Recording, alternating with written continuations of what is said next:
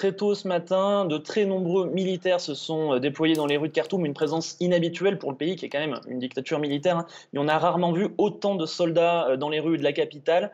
Notamment, il y aurait une quarantaine de blindés qui entouraient le palais présidentiel, hein, où réside Omar el-Béchir. L'une des premières actions de ces militaires, ça a été de pénétrer à l'intérieur des locaux de la télévision et de la radio nationale. Depuis leur entrée dans ces locaux, eh bien, il y a une petite musique patriotique, hein, qui est diffusée. Un message est aussi diffusé de temps en temps. Il devrait y avoir un discours tenu par les militaires au cours des prochaines minutes ou au cours des prochaines heures. Selon nos informations, des militaires, des hauts cadres de l'armée se seraient rencontrés ce matin sans la présence d'Omar el-Béchir, le président, ce qui pourrait préfigurer quelque chose, hein. D'ailleurs, mes contacts sur place me disent qu'il y a de très très très nombreux manifestants dans les rues de Khartoum, que les rues sont noires de monde. Et parmi ces manifestants, eh bien, il y aurait aussi de nombreux militaires qui attendraient d'avoir des informations, car eux non plus ne savent pas ce qu'il se passe. En tout cas, tout le monde attend une annonce vraiment imminente qui pourrait annoncer la démission imminente d'Omar el-Béchir.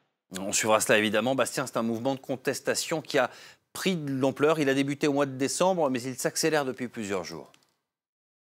Tout à fait, ouais. C'est la sixième journée consécutive où des milliers de manifestants sont rassemblés devant le quartier général des forces armées.